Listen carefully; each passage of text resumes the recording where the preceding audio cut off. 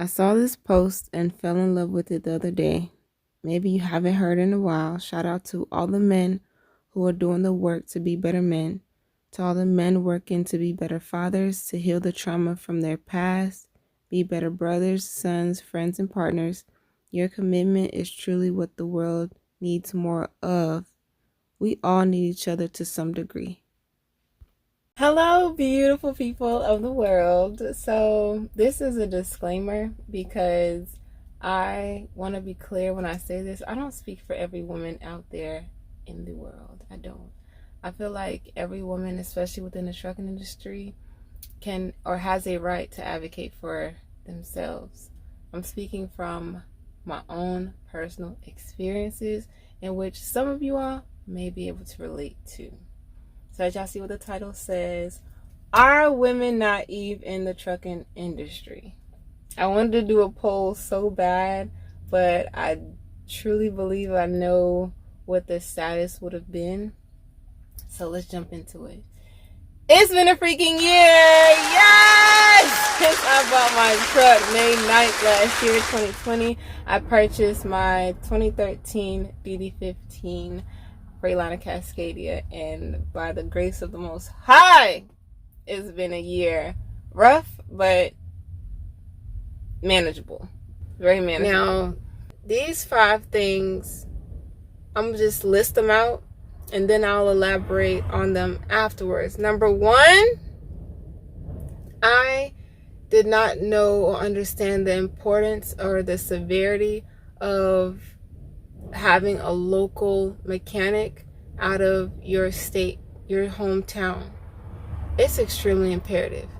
So I would have definitely had one before I truly got into the groove of being an owner operator. Number 2, I would have bought a truck outright. For real.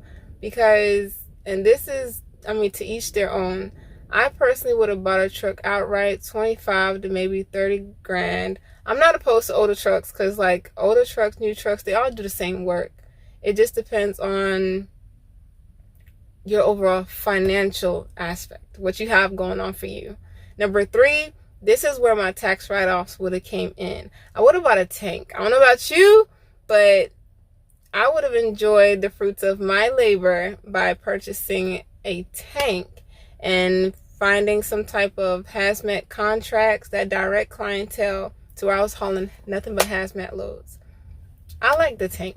I do. I've had minimal experience with it, but I would have purchased a tank. Number 4, I would have made my maintenance account a lot more fluffier than what it was by having 25 to 30,000 grand saved up, and it is definitely possible depending on how well you sustain your finances. Number 5, I would have made myself a lot more conscientious, meaning I would have made myself more aware of the diesel engine itself, different components, because that's how a lot of us end up getting steered in the wrong direction when we go to certain shops and they tell us certain things about our equipment that is not all what it really appears to be. And that's how a lot of us end up getting ripped off, because we don't make ourselves knowledgeable of our niche. So it makes it a lot more challenging for us. Now, tying into the title for number 1, I genuinely can say this has been one of the most challenging experiences of my entire life.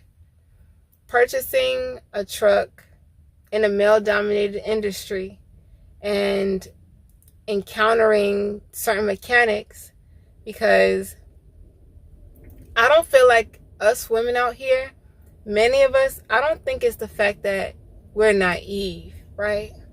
I think a lot of it reflects us going into these shops approachable, not having that attitude type of demeanor and giving the benefit of the doubt.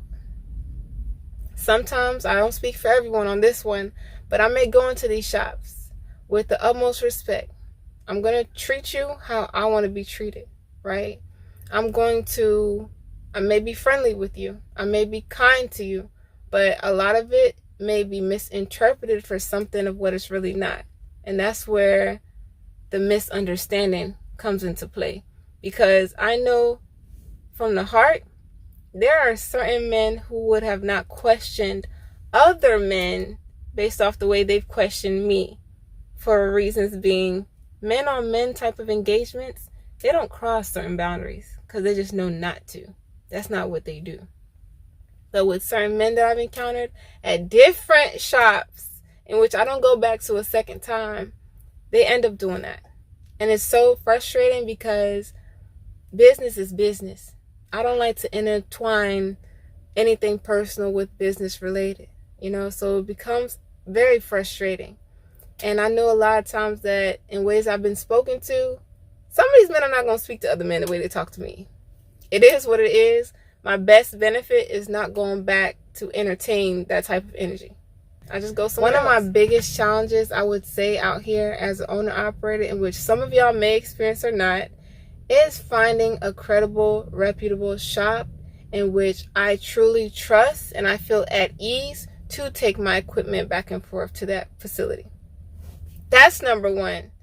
It's easy to make money out here, but sometimes it could be a huge challenge to save your money. Me, I'm good with saving my funds. I am.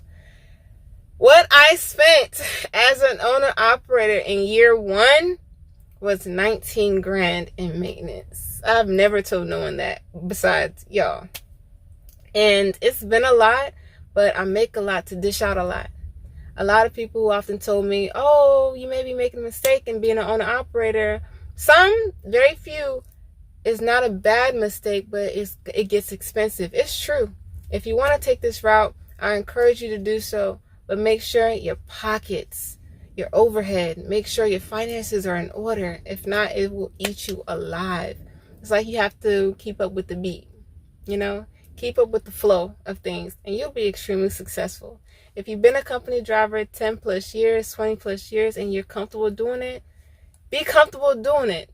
Whatever niche you're comfortable with, stick with that. Because what's working for the next woman, what's working for the next man, it may not work for you.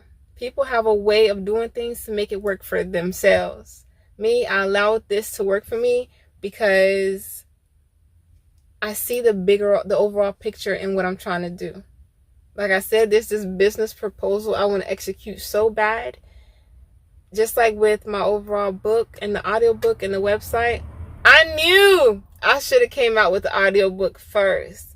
But I knew it was going to be more time consuming in producing an audiobook versus a physical copy or ebook of Trucking Is a Man's Job Says Who. I'm so excited for what the next couple of months has in store, because I'm someone, if I put my mind to something, if I really want to do it and it does make sense, I'll do it. I will. If the research is sufficient, I'll do it. So do what you love what you do. Make sure it works best for you. Don't ball before your time, as many people say, and research. As myself, people tell me things all the time. It doesn't mean I follow it. I may research these things before they tell me, because everybody know more than you, right? I don't look at what I do as just some average job. Nah. I look at this as an opportunity to build upon whatever that you want truly established within your own pursuits. I look at what I do as a fruitful investment, because there are so many avenues in which we can all take within the trucking industry, depending on what direction we want to head in. Because I feel that we all have our own unique or divine destiny that's aligned with our path. And that's how I look at it. Again, in faith, as y'all don't know who she is already, go follow her, because she did one of the most when she created this post. And I looked at this with nothing but gratitude, because this has not been easy, as I wanted to scream at the screen. I make it work because I walk by faith and not by sight. And of course, financially, I am strategic. Y'all be safe.